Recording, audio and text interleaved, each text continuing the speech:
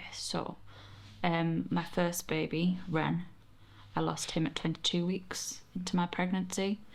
It's not very clear what happened.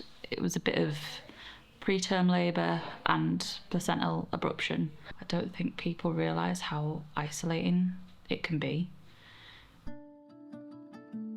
They did look into it and said, you know, there was signs of an infection that could have brought it on, but they couldn't determine whether it was because my water's already gone and obviously that preterm labour had been brought about that then introduced that, or if I'd already had something going on anyway, which then had got behind the placenta and caused it.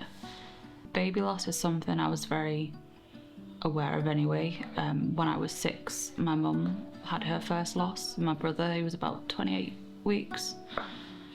So it was always something that's been very prevalent anyway. I mean, it's one of those things that unless you experience it yourself, you don't fully understand it. Like, it was different, but it also wasn't out of the norm to things that I'd already kind of experienced, if that makes sense. Which I think in a way helped me a little bit with it, because I wasn't so secluded from all this stuff, like obviously in past experiences and what I'd seen my mum go through. I mean, my partner, I think he found it really hard. And he's just like cliche man, so he can't talk about things and he can't do emotions. And even to this day, I think he still finds it difficult. Whereas I'm very open about it, but I'll just chat everyone's ear off anyway. But yeah, and actually I was really concerned that it would affect us majorly, like as a couple, because I know that obviously like with something so like horrible, a lot of people don't kind of stand that test of time through it. The first time I'd heard about Leo's was when I received this little postcard. So I got given this along with my For Lewis box in hospital, and obviously when I was creating memories with Wren in that time I had with him. And on the back it's got just a little handwritten note from one of the workers, Danielle. It says, "In a world full of wishes, we'd choose them too." And she just signs off on it and says, you know, she's a mum of 3 angels herself. But it wasn't until after I had like my consultation back in hospital at the end of January.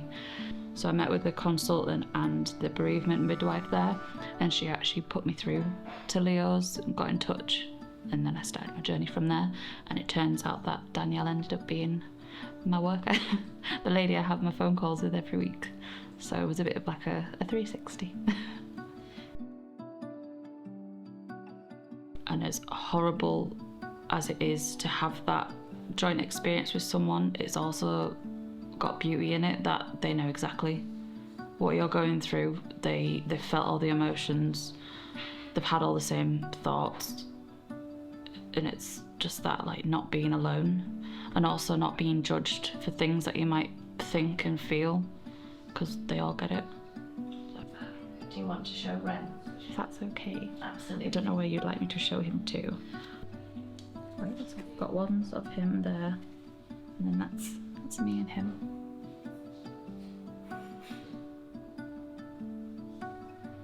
Do you want to share anything about Wren, Jade? I don't know what to say. I think he's very beautiful.